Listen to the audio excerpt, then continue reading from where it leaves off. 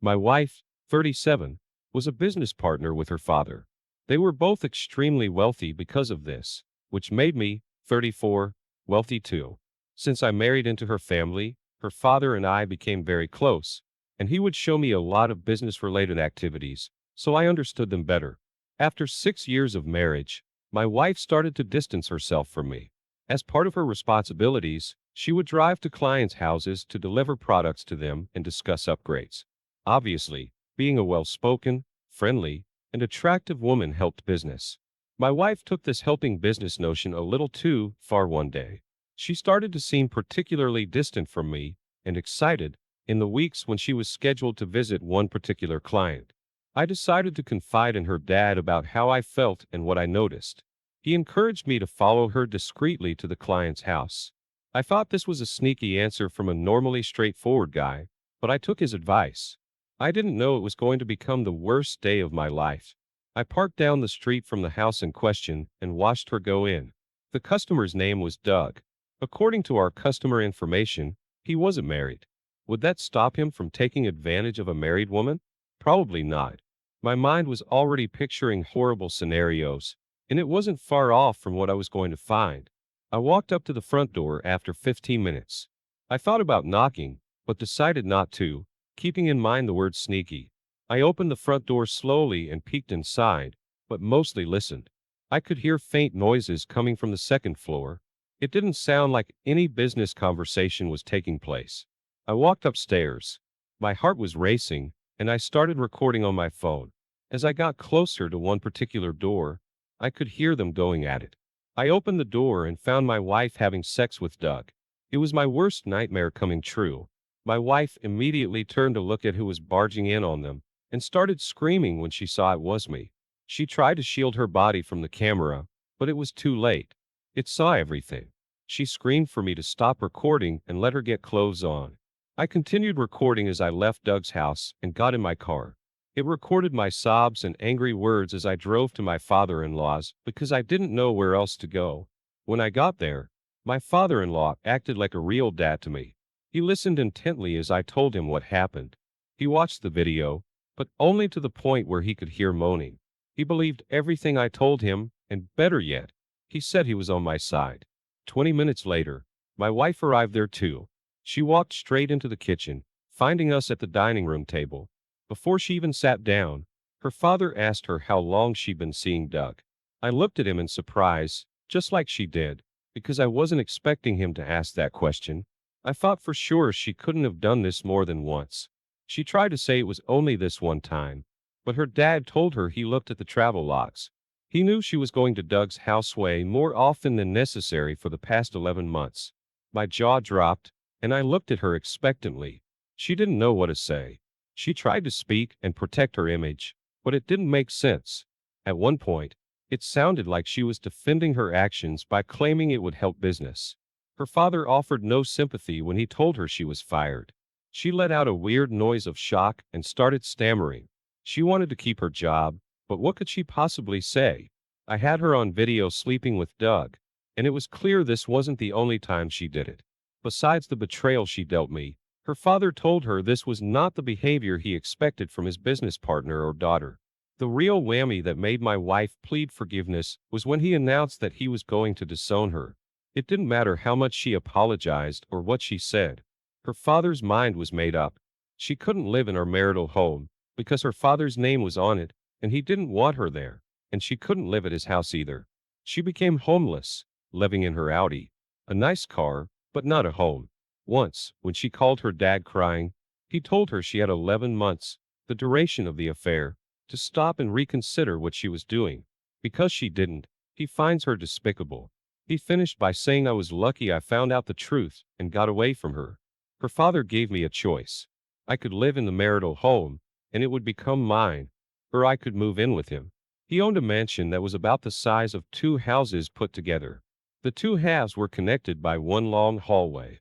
I knew I would have privacy, but most of all, I considered him family and needed his emotional support. I decided I would continue to live in the marital home, but would still visit his place from time to time. He also offered me a partnership for the family business he runs, which I gladly accepted. I've been working with him for 7 years now since all this happened. Since then, I was also able to meet a new amazing woman who is now my wife. We have 2 kids together, and life couldn't be any better.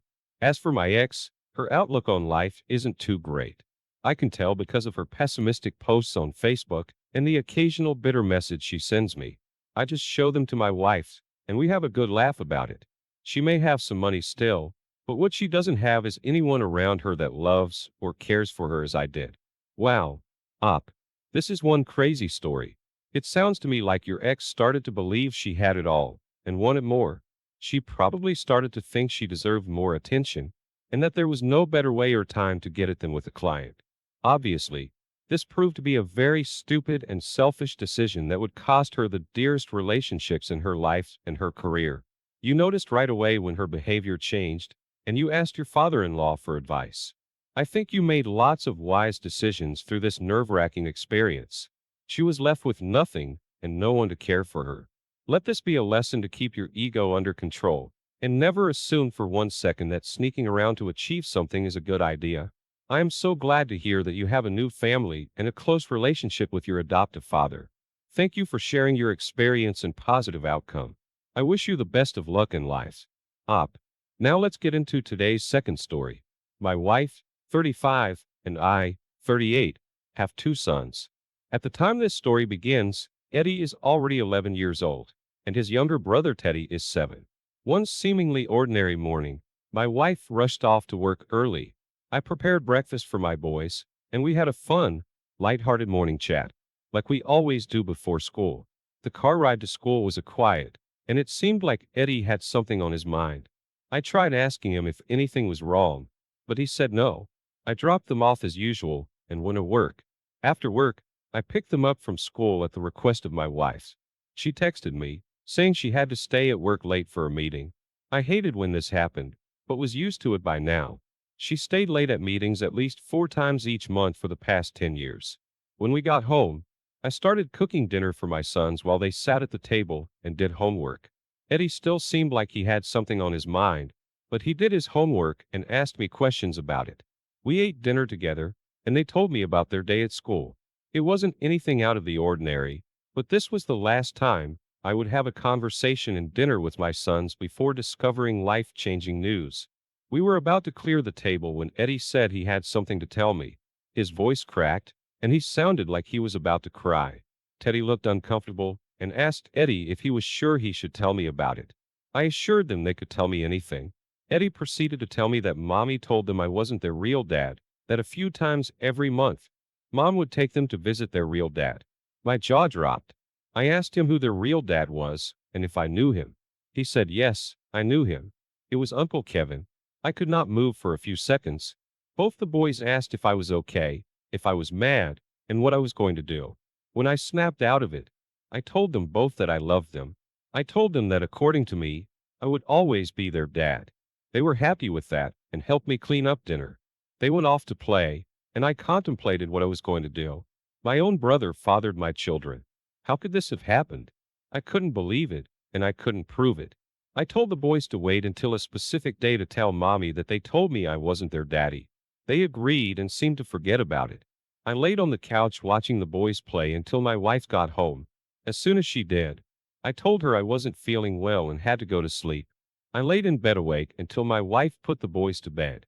When she got in bed with me, she tried to see if I was sleeping, and I pretended to be. When she was asleep, I unlocked her phone. My heart was racing because I never checked her phone before, and I kept thinking she was going to wake up. I found a messaging app tucked into the last page of an app folder called Utilities. It was like she didn't want anyone to find it on her phone. One of her messaging conversations was with Kevin. It was like reading an everyday conversation between a romantic couple, talking about their day, when they were going to meet next, how the boys were, and stuff like that. Mixed into that were messages like, I love you. I consider you to be my husband. The children are lucky to know their real father. I will marry you when the time is right. And then there were sexual messages. Apparently, whenever my wife and brother wanted to have sex, my wife would simply tell me that she had to work late. That was all the proof I needed. Right here, under my nose on her phone. I felt like the biggest idiot in the world for believing my wife and family were perfect and honorable. I took screenshots of their conversations and sent it to myself. Revenge had no choice but to be sweet. The next day, I hired a PI and a lawyer. I already had some proof, but it had to be undeniable. The lawyer informed me that I could receive alimony from my ex, keep my house, and sue my brother for sleeping with my wife and ruining our marriage. A DNA test was done, quickly, I might add, on the boys, and it was determined that the DNA was slightly off from mine. A more exact match was likely to be found in my brother's DNA. Over the next month, a PI followed my wife. It was hard for me to behave normally during this time, but it helped to pretend that my son never told me the secret. At the end of the month, the PI sent me all he captured. There were 42 pictures of my wife, children, and brother. They were all behaving like a family at the park, at his house, and out to dinner. It was the weirdest, most heartbreaking thing to see. There were also pictures of my wife and brother through his bedroom window. The PI must have climbed a tree, and that's what I call dedication. The pictures were explicit. Now that I had all the proof I needed, it was time for my son to tell his mom that I knew the truth. I reminded him to tell her and Uncle Kevin next time they had a visit. For days later, my wife left with the kids under the pretext that they were going to visit my wife's mom. I've always hated her, but only because she always hated me. She probably wouldn't ever accept that her daughter conceived children with her husband's brother and passed them off as his own. They were gone for 30 minutes before they returned home. It was just enough time for them to arrive at Kevin's, only for Eddie to tell them that I knew the truth and race back home. It was too late though. I already changed the locks and put a note on the front door. It read, "It's time for the three of you to move in with Kevin. Divorce papers and court summons will be arriving there for Mommy and Daddy." My wife banged on the door and cried. It bothered me that it upset her so much. She chose my brother over me by sleeping with him, having his children, and maintaining a secret relationship with him for a very long time. Not only that, but she coaxed the boys not to tell me anything about it, even though she sat by the front door crying for an absurdly long time. I had no desire to go out there and discuss anything with her. Eventually, Kevin arrived to pick them all up. They lived with him through the divorce proceedings and court hearings. I kept my house and won alimony payments from my wife. I didn't have to pay child support, and I won in court against my brother. He was ordered to pay me a very large sum of money for sleeping with my wife and ruining our marriage. After I became a wealthy bachelor, my ex's relationship with Kevin fell apart. It must have been different living together with the boys 24/7. The stress of going to court and losing a lot of money probably didn't help anything either. After just 1 year, my ex moved out of Kevin's house and in her mom's house. Throughout that year, and even afterward, my ex would text me at least once a day asking how I was or telling me she was sorry. I still got to visit with the boys, and I know they appreciated it, but it was nothing compared to how we used to be together. My ex could see the difference, and she blamed herself for it. Rightly so. It's been 2 years since all of this happened, and the boys show resentment towards their mother for changing who their dad is. She can hardly stand the guilt. But what choice does she have? She continues raising them at her mom's house and has yet to return to the dating scene. My brother doesn't speak to me, but I know he regrets what he's done because my dad told me so. I just started dating another woman, and I have a good feeling about her. She has one daughter and wants to have more children. She's compassionate, kind, and honest. I know that even if she doesn't become my wife, there is always hope for a bright future. Wow, OP, I am so sorry your wife did this to you. She knowingly went behind your back early on in marriage and had your brother's children. This isn't a story you hear every day, but unfortunately, it does happen. I'm glad to hear you have your dad to talk to, but for the most part, it seems you made smart decisions on your own. You took the time to figure out how to proceed. The things you set into motion helped you to make the cleanest break. It's lucky your wife didn't try to frame you for anything or plot to kill you.